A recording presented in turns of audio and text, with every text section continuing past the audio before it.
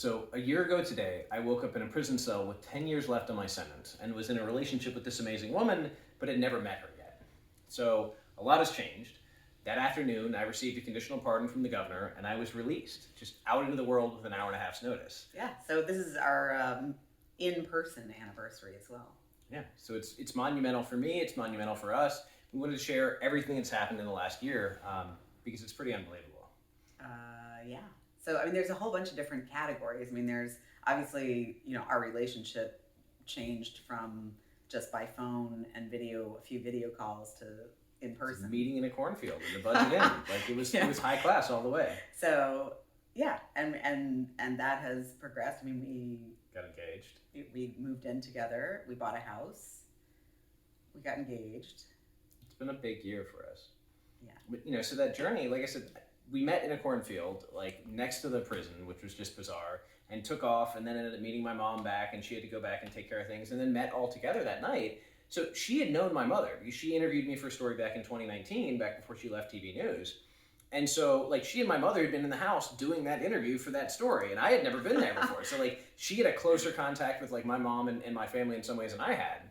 So then we're all out in that, that house together, and we're just sitting around, like, we didn't have dinner, but we're just, like, sitting around at night, and it's like, oh my God, this is so bizarre. It was really weird.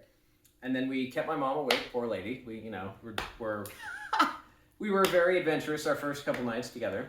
And then so I realized I had to get out of there. It was just going to make more sense and be better for everybody and save a lot of money on gas because she's way out of town. So you helped me move into a tiny house in the middle of the city. Like you knew somebody who was looking for a tenant and found this amazing place. And then... Yeah, it was actually someplace I had previously lived. So we each had done a stint in the tiny house. Call it the shed of second chances. The second chance shed. I like it. And it was amazing. Though there were times that we were both on like business calls, and it's a tiny house. Like there are 2 rooms. There's upstairs and downstairs, and that's it. And we were like, this is a little small. Like, and I think that's what kind of led us towards like buying a house because we knew we just needed to find more space. And you had your own place then, and I had that. But we needed to figure out a space we could both be in because it didn't make sense to have the separation and all that. As nice as it is, I think, to have separate things, but like you have your separate office, I have my separate office. We live, it just makes sense. But yeah, I mean, it's been a big year. We had all kinds of trips and adventures. And so first thing, we went to Richmond and we flipped a giant 400-pound tire. And she also flipped the 400-pound after not believing she could do it. I did, yeah. Yeah, we worked out a lot. We took a couple of trips. We went to D.C. Mm-hmm. We went to the beach for my birthday. You swam in the ocean. I did. For the first time in 20 years. I mean, there have been so many firsts. Yeah. Or firsts since your release. Yeah, absolutely. Today, even though this is a year later, it took a year to be able to get up with my sister and then meet my niece because my niece was not born before I went to prison.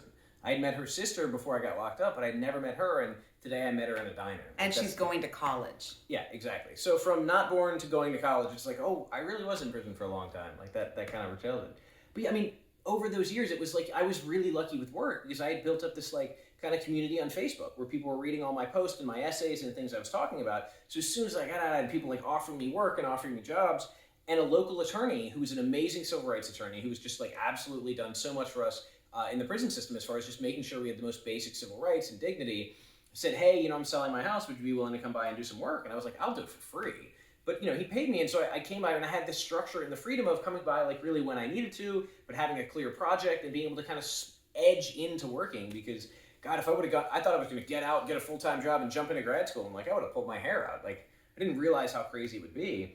And you had so much going on. Like, you've been the managing editor of the local newspaper, and then you've gone back to do special coverage for the TV, and, like, you have a radio show. Like, you've been incredibly busy, so we've both been incredibly busy. Like, we have a couple like projects that may or may not happen out in Hollywood, which feels really bizarre to say. Like, yeah, just normal stuff like that. But, it's been that journey. And then I was able to get a remote job where I was able to work doing kind of marketing and like back-end stuff for Amazon, which was really cool. Like, I had a job where I got to work from home or work from wherever, and I got a motorcycle. And you got a motorcycle. I got a motorcycle, although we may have discovered that riding together... It may not be our thing. So we love riding... No, I don't know. I think we love the idea of riding together, but in reality, we have a different idea of speed, and we have a different idea of like traffic patterns. So I think we have a different idea of what to do at intersections. Also, when you see a ditch, we have a different idea about what to do. He doesn't think you should drive into it. She just follows her heart. I think that's and really the front important. wheel right into the ditch. Oh God, what an experience! But no, I mean, well, you kept going in the ditch. That's what I love. You didn't just quit. You just kept going. You were dedicated. But so we had those adventures, and yeah, we went back to the beach, and that was when Courtney asked me to marry her, which I thought was absolutely amazing because, yeah, I mean, she had the courage to do that. She was the one who told me in the first place. The first thing she said to me on that day in March was, "I'm in love with you," and I don't know what to do with that. Or it was February, wasn't it? Yeah, it was February. It was March 3rd. So it was March. So she was just like, "I'm in love with you, and I don't know what to do with that, but I'm just telling you. Like, you don't have to be in love with me. You don't have to say anything back, but I know where I'm at." I was like, God, I love this woman. Like, she's strong and she knows what she wants, and like, I just think that's amazing because we have such a bullshit culture of like, well, women should wait and women should take their turn. Like, no, you should follow your heart. Like, if that's where your heart leads you, and I love her for that so much. And then we just had other adventures. I mean, like you said, we've gone different places. We've gone back to DC. We went to go see the Van Gogh exhibit. We went to see the Laurie Anderson exhibit. And I'm not an art person, It was but if you amazing. had a chance at the Hirshhorn in DC, the Laurie Anderson exhibit made me Is it cry. still there? I think it is. I just saw it. James just went up a couple weeks ago. Okay. Like, most powerful thing I have ever seen in my life, hands down. Highly recommend it. But the first week out of prison, oh my God, like literally less than a week out of prison, she was like, "Come to the Best of Seaville party," which is like down at an art park with a bunch of drunken sailors for yacht rock. And I was just like, what have I walked into?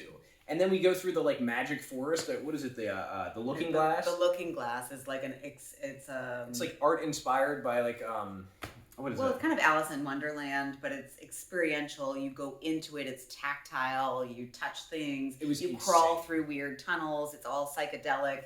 Just what somebody just getting out of prison needs. Yeah. So that was really uncomfortable. But no, I mean, even more than that, we've been through me having like panic attacks and me struggling and me like laying in the bed crying and all the things they don't talk about on TV or they don't talk about in reentry. But the fact that there's such an emotional shock to getting out of long-term incarceration and entering the world, that it's not easy. That even with all the preparation, and I was talking to therapists for years, and I have people I talk to now, and I have all this support, and I fell to pieces. So when I think about people that didn't have the support that I did, that didn't have a place to go, that didn't have jobs waiting, that didn't have clothes, that couldn't just get into life, how do they cope? How do we expect people to get out of those circumstances and thrive or even succeed? It really shocked me as I look back on it.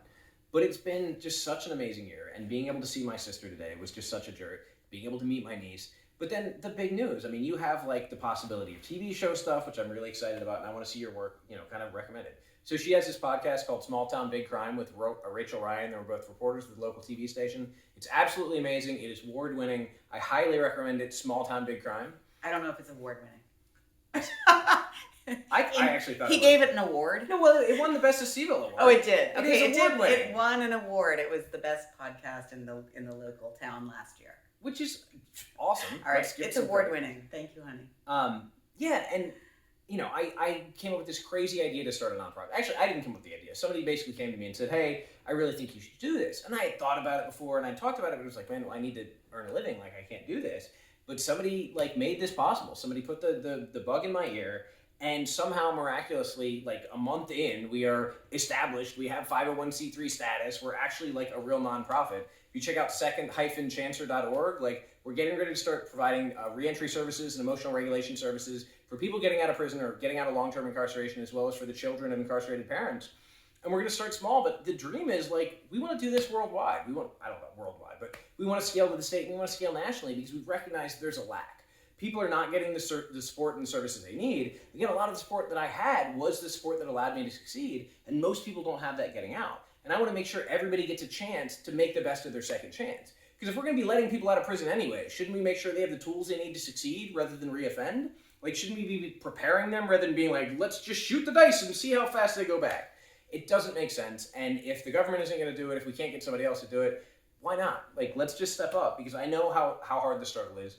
The guy that I want to hire as soon as I get done with the general liability and the officer director insurance and all this stuff that I didn't realize was going to be the complicated part of the nonprofit, he also spent 27 years in prison, and he wants to teach from his experience. And we're going to dive into this, and we're going to start providing these services because we hope we can make a difference. Because it's about giving people a second chance, which is also about keeping communities safer. Because if people are not reoffending, they're not committing new crimes, they're not creating new victims. We're keeping society safer by giving people the tools they need to succeed. And it's something I believe in wholeheartedly because it's something that I have benefited from and has allowed me to be in the position that I am.